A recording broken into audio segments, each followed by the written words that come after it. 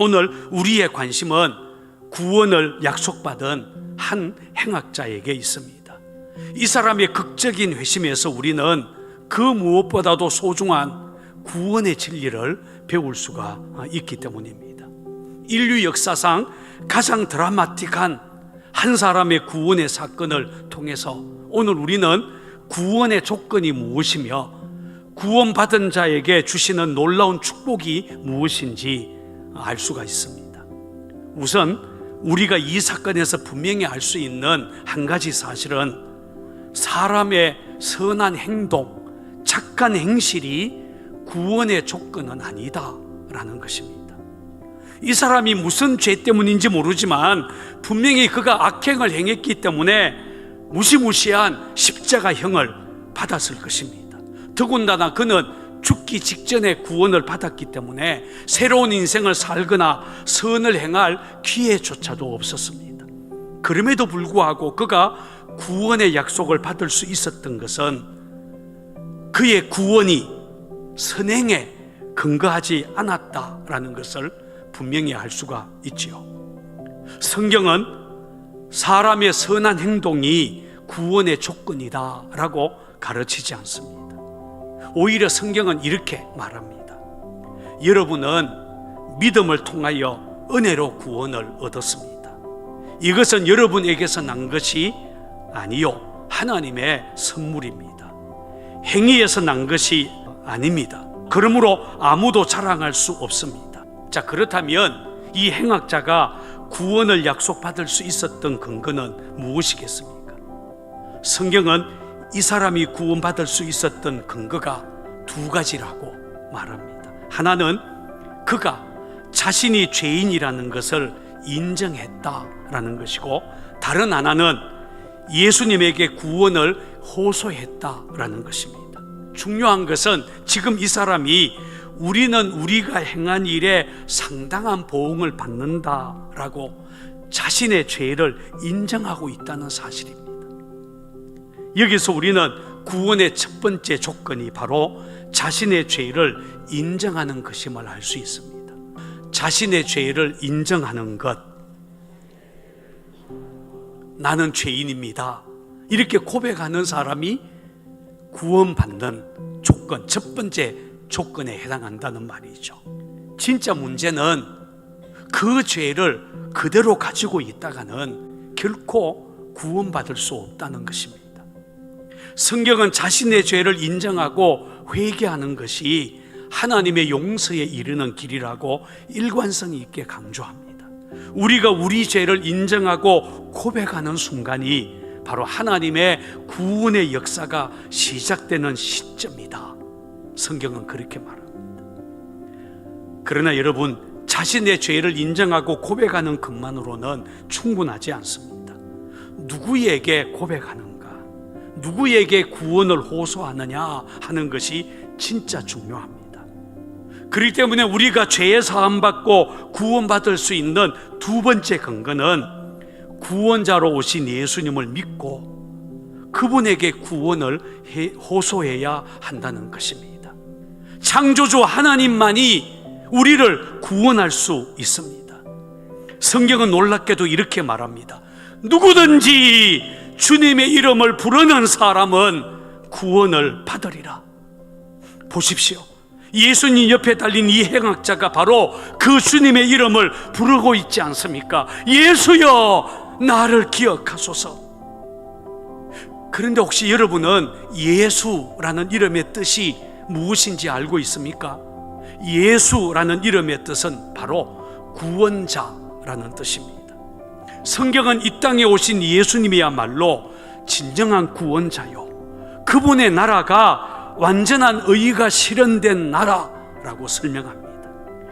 회개한 이 사람이 예수님에게 당신의 나라가 임하실 때에 나를 기억해 주십시오, 이렇게 말한 것은 예수님이 바로 우리 인류를 구원하기 위해 보내신 구원자요, 그분의 나라, 하나님의 나라, 천국이 바로 예수님이 주인이신 나라라는 것을 알았기 때문에 당신의 나라가 임할 때에 나를 기억해 주십시오, 이렇게 말했던 것입니다. 성경은 예수님이 십자가에 달려 죽은 것을 우리 인간의 죄와 항상 연결합니다.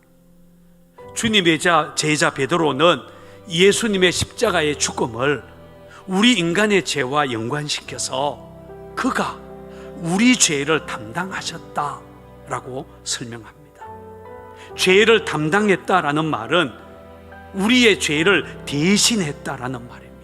다시 말한다면 인간의 죄를 사하기 위해서 대신 십자가에 달려 죽었다라는 뜻입니다. 성경은 이렇게 선언합니다. 이 예수밖에는 다른 아무에게도 구원은 없습니다. 사람들에게 주신 이름 가운데 우리가 의지하여 구원을 얻어야 할 이름은 하늘 아래에 이 이름밖에 다른 이름이 없습니다. 예수님만이 우리 인간들의 죄를 해결해 줄 수 있는 유일한 구원자다라는 말입니다. 자, 그렇다면 이렇게 예수님의 이름을 부르고 구원을 받게 되면 하나님은 그 사람에게 어떤 복을 주시겠습니까? 성경에 보면 이 사람이 자신이 죄인이라는 것을 인정하고 예수님에게 구원을 호소했을 때 예수님은 이런 약속을 해 주셨습니다. 하나는 낙원에 대한 약속이고 다른 하나는 주님이 함께하는 삶에 대한 약속입니다. 주님은 구원을 호소하는 그에게 먼저 오늘 네가 나와 함께 낙원에 있으리라 라고 하셨습니다.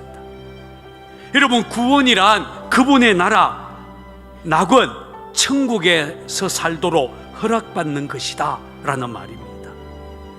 예수님은 구원받은 우리를 낙원, 그 영원한 천국으로 인도하겠다라고 약속하셨습니다. 오늘 저와 여러분들은 예수님이 준비해 놓은 이 낙원, 천국에 살아보고 싶지 않겠습니까? 자, 구원의 두 번째 결과는 예수님과 함께하는 삶입니다. 천국은 단지 죄와 고통이 없는 곳일 뿐만 아니라 예수님이 그곳에 함께 계십니다. 회개한 행악자에게 주님은 오늘 네가 나와 함께 낙원에 있을 것이라고 하셨습니다. 낙원, 천국은 예수님이 함께 있는 곳입니다. 예수님이 계시지 않는다면 그 장소는 진짜 낙원일 수 없다는 말이죠. 예수님이 왕이 되어서 다스리는 나라, 사랑의 주님이 우리와 함께하는 그곳이 바로 천국이라는 말입니다. 그래서 천국은 우리가 죽어서만 가는 곳이 아닙니다. 이 땅에 사는 동안에도 우리는 천국을 맛볼 수가 있습니다. 예수님이 함께하는 것이 곧 천국이기 때문입니다. 만약 예수님이 우리 안에 오신다면, 그래서 우리와 함께 계셔서 우리에게 천국의 기쁨을 주신다면 우리는 이 땅에 사는 동안에도 천국을 맛볼 수 있다는 말입니다. 예수님은 이 땅에 오셔서 우리 인간들의 죄를 사하기 위해, 또 우리를 구원하기 위해 십자가에서 죽으셨습니다. 성경은 이렇게 말합니다. 하나님이 세상을 이처럼 사랑하사 독생자를 주셨으니 이는 그를 믿는 자마다 멸망하지 않고 영생을 얻게 하려 하심이라. 저는 오늘 여러분들이 예수님을 구원자로 받아들이고 천국의 선물을 받게 되기를 바랍니다. 성경에 나오는 이 행악자는 죽음 직전에 구원을 받았습니다. 하나님의 은혜였죠. 그러나 우리가 구원을 얻기 위해 굳이 죽음의 순간까지 기다릴 필요는 없습니다. 구원의 시간은 바로 지금입니다. 지금 예수님을 믿고 예수님을 삶의 주인으로 받아들이면 천국을 선물로 받게 될 것입니다.